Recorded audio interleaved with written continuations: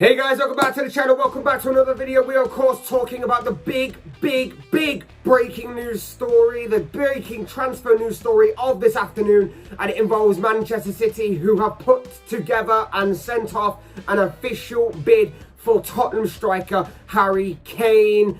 Possibly a huge tidal wave is about to absolutely crash into this transfer window, and a real statement maker is about to be laid down to the rest of English football and European football as well, and it will all be made by the Premier League champions, possibly. Obviously, this is a beginning of the negotiation process. But before we talk any more about this particular breaking news story, I would like to remind you all to please like the video and also subscribe if you're new. Both things will always and forever be greatly appreciated. But for now, let's get back to talking about this huge opening bid made by Manchester City for England striker Harry Kane. The news comes from that man again, Fabrizio Romano, the man in the know of all things football and transfer related. He tweeted today saying Manchester City have made an official proposal for Tottenham for Harry Kane. 100 million guaranteed plus availability to include players in the deal. Spurs have no intention to accept. Harry wants to leave, but Levy will want to try and keep him. Harry now focused on Euros, then it will be decided. He then went on to tweet a follow-up tweet for that particular statement saying official bid already sent from Manchester City for Harry Kane, 100 million guaranteed as fee. Manchester City available to include players in the deal. Sterling, Laporte, Gabriel Jesus among the names. Tottenham have no intention to accept their bid. Nothing decided during the Euros. Now, it's nothing necessarily out of the blue here. There's been rumours and plenty of speculation, plenty of links surrounding Harry Kane's future for some time now, and a move to Manchester City has been a constant thread in all of those things.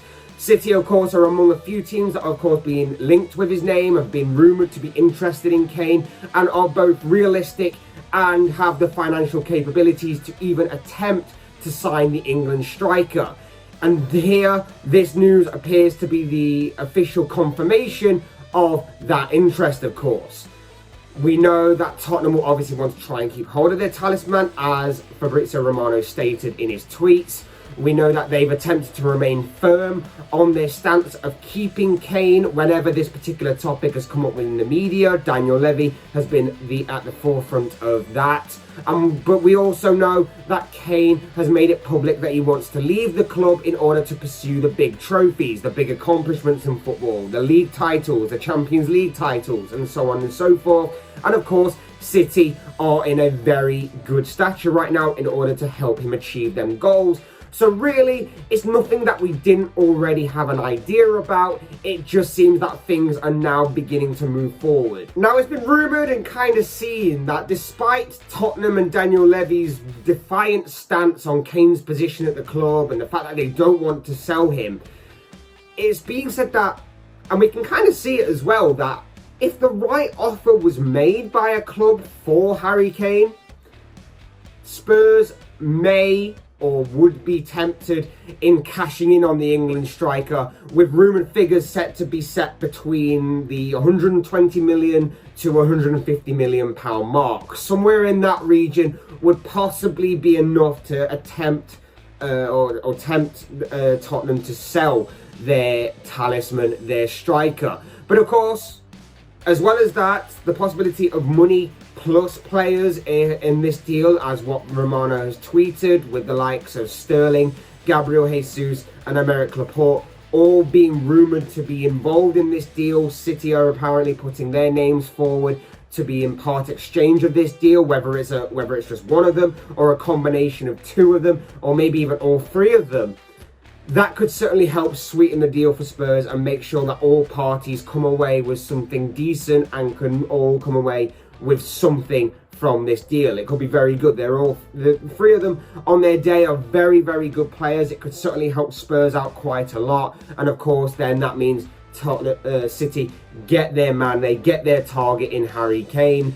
And again, it is rumoured this, but City are allegedly going to make big waves in this transfer window. Kane would obviously be one of those giant waves, a giant tsunami, if you like, in this transfer window being made to happen, if this all goes through, of course. But City are allegedly planning on making more waves as the window goes on.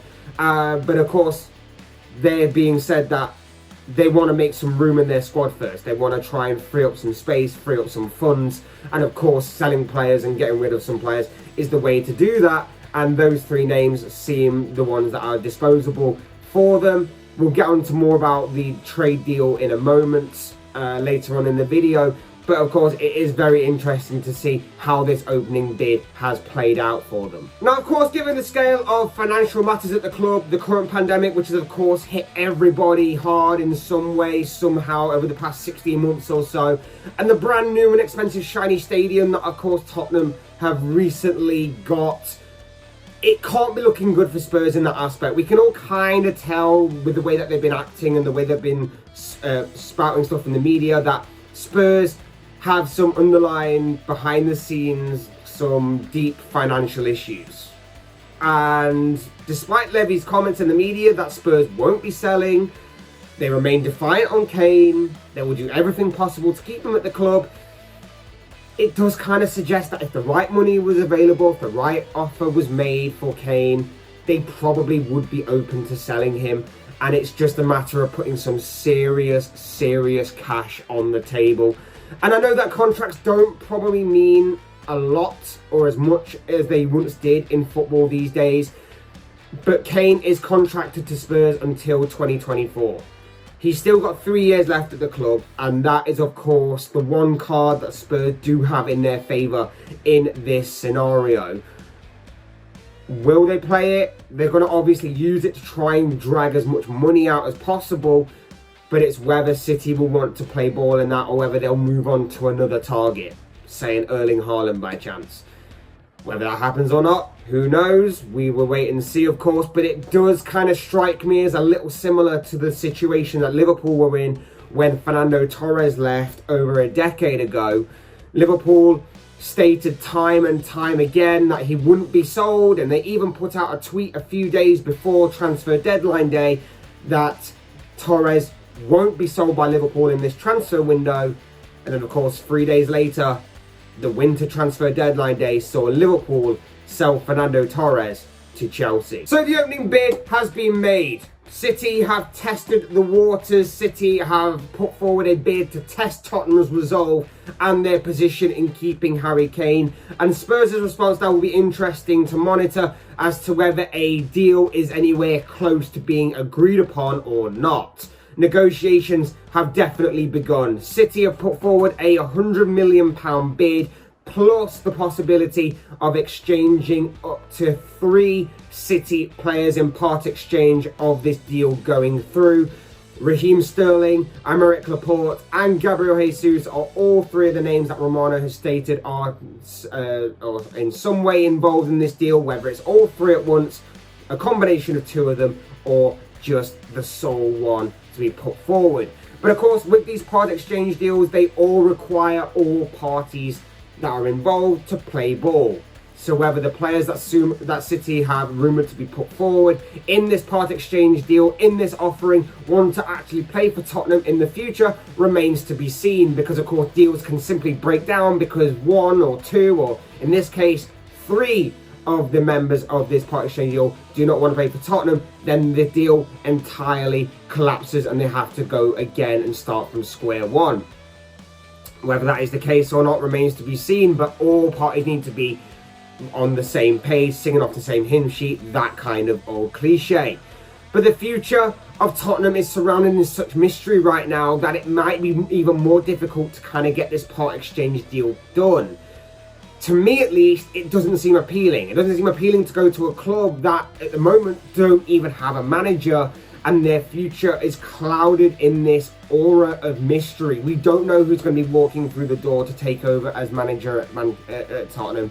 We don't know where the club is heading, in what direction. So imagine how it feels to be even more intrigued by it, because you're possibly part of a deal that will see you go to that club in an attempt for your current club to get a star player from that particular club. They're still in the process of finding a manager, like I say, despite supposedly being close on a couple of occasions to doing so before those deals collapsed. The club does seem to be in a bit of chaos right now, and so City going in there right now, rocking the boat even more, is the right move for them on their part. Not the right move for Tottenham, not what they want right now. But Tottenham need to sort out everything quickly. They need to sort out the manager's situation. They need to sort out the future of the club situation, because right now it isn't appealing to anybody. How are they supposed to get their transfer business done and dusted? How are they supposed to bring players in? How is this move going to go forward for Manchester City if the players that they put forward are looking at it going, I don't know anything about this club or where they're going, who they're going to bring in as manager.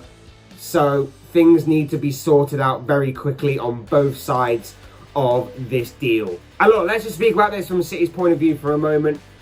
They're in need of this kind of big transfer story, this kind of big transfer move, this kind of big transfer move for a striker in particular, because I think last season they kind of got away a little bit with not having a fully recognised striker playing up front for large parts of their season. They often had to resort to using a false number 9 and different players to kind of fit in that role, in that position.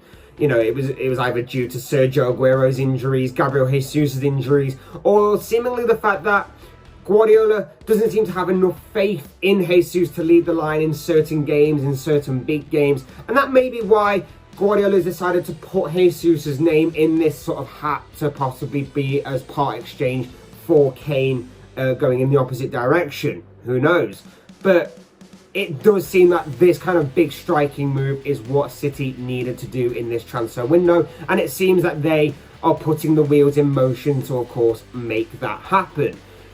A big statement could be in the making here. It will be a big statement if this deal is to go through in European football in terms of Champions League for City. They, of course, came so close last season to winning it, falling at the final hurdle to Chelsea in the final. This would be a huge statement to say, hey, we're coming back for that title next season. And of course in English football as well, this is a huge statement to say that, hey, we're coming back to try and retain our Premier League title again this season, and you guys are going to have to try and keep up with us and our money and our ever-flowing money reign, or whatever it may be. This is going to be a monumental blockbuster announcement by City if they manage to pull this deal off. But of course, we will have to wait and see how the negotiations process goes from here. And even though this is just news of a single bid being made, an opening bid being made by City, this is a huge statement being made by Pep Guardiola's side. Imagine if they could actually negotiate a deal here, how much of a monumental and huge blockbuster announcement that would be. That would be incredible, it would be phenomenal. And I'm sure that this news is being closely followed by the rest of the footballing world, and of course by the possible Premier League title rivals of Manchester City, by the Premier League, but particularly by City's rivals, their fierce rivals in Manchester United.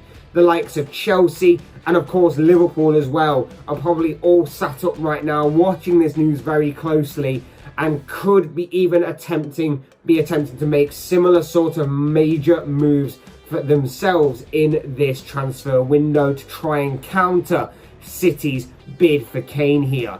Could this be the catalyst that sets off a major domino effect, so to speak, in which City go and make a massive transfer, so Chelsea and United and Liverpool and whoever else may decide to make similar sort of moves? I don't know, only time will tell, but it seems that things are really, really hotting up here. But the bottom line is that City have made an opening bid in an attempt to negotiate a move for Tottenham and England striker Harry Kane. We just wait and see where the negotiation process takes us from here. But of course, these are just thoughts, comments, opinions, predictions, whatever you want to call it, of this guy. I want to know what you guys think. What do you make of this huge news that Manchester City have made an opening bid for Harry Kane in the region of £100 million, plus the possibility of part exchanging up to 3 players who seem to be named as Raheem Sterling, Aymeric Laporte and Gabriel Jesus. What do you make of this news? What do you make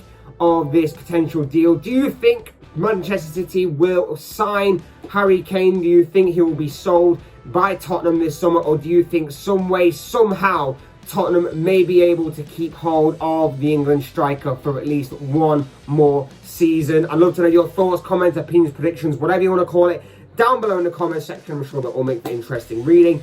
Otherwise, hit that like button on the way if you enjoyed the video. Subscribe if you're new or want to see more content like this. Both things always and forever greatly appreciated. And as always, thank you all so much for watching and listening. I've been Fletch. This has been another Fletch Talks video. And I will see and speak to you all again soon in another video.